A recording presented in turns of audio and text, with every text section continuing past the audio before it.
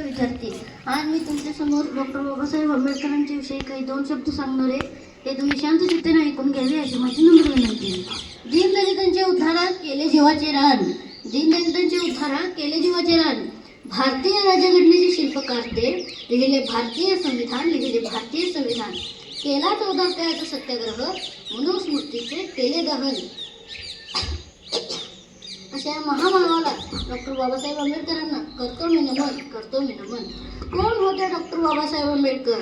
Doctor Babasaheb आंबेडकरांच्या नावाचा अर्थ बा म्हणजे बाणेदार ते स्वभावाने, बा म्हणजे बारकाईने अभ्यास करणारे, सा म्हणजे साधकते बौद्ध धर्माचे, हे म्हणजे हेतू ज्यांच्या सर्वसामान्यांच्या विकासाचा, ब म्हणजे बदल समाजात घडवून आणणारे, आ म्हणजे आनंद सर्वसामान्यांच्या जीवनी आणला, बे म्हणजे बेधडक सत्याग्रह केला 14 रुपयाचा, द म्हणजे डगमगले नाही संकटे आल्यावर, क म्हणजे करते समाज उन्नतीचे, आणि र म्हणजे रचयिते भारतीय संविधानाचे. असे डॉक्टर बाबासाहेब आंबेडकर.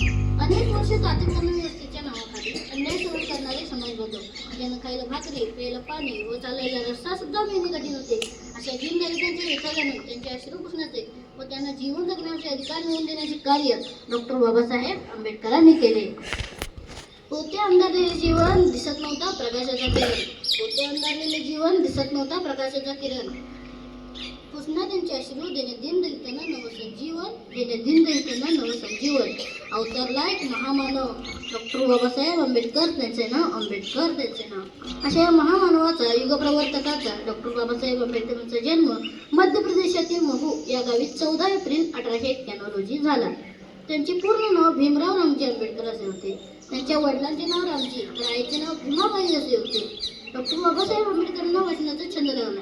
तो त्यांच्या वडील रामजींमुळे तो वाचनाचा छंद भारतीय संविधानाच्या निर्मितीचा ठरला, आसमंत ठरला. यात तीळ मात्र शंका नाही.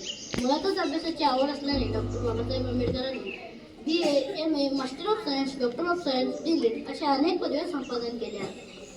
मला माणसांच्या सहवासापेक्षा पुस्तकांचा सहवास अधिक आवडतो. शिक्षण हे वाघिणीचे दूध आहे, आणि हे जो प्राशन करेल तो वाघासारखा गुरगुरल्याशिवाय राहणार नाही, असे मौलिक विचार त्यांनी सांगितले. शिका, संघटित व्हा आणि संघर्ष करा, असा क्रांतिकारी संदेश त्यांनी सर्वसामान्यांना दिला.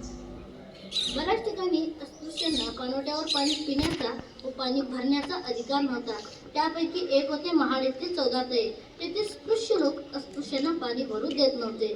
त्यामुळे डॉक्टर बाबासाहेब आंबेडकरांनी 20 मार्च 1927 रोजी 14 तळ्याचे सत्याग्रह केला. बाबासाहेबांनी सर्वप्रथम उंजळीने पाणी पिले, त्यानंतर सर्व अनुयायांनी 14 तळ्याचे पाणी पिले. डॉक्टर बाबासाहेब आंबेडकरांचे असे मत होते की दीनदलितांच्या सर्व समस्या मनुस्मृतीमुळे निर्माण झालेल्या आहेत. त्यामुळे डॉक्टर बाबासाहेब आंबेडकरांनी 25 डिसेंबर 1927 रोजी मनुस्मृती या ग्रंथाचे दहन केले. भारतीय संविधान लिहिण्याचे कार्य डॉक्टर बाबासाहेब आंबेडकरांनी केले. अशा या महामानवाचा 6 डिसेंबर 1956 रोजी महापरिनिर्वाण झाले. जाता जाता एवढंच सांगेन, अंधारात होतं नशिबी ज्यांच्या त्यांना प्रकाशाचं दान दिलं, अंधारात होतं नशिबी ज्यांच्या त्यांना प्रकाशाचं दान दिलं.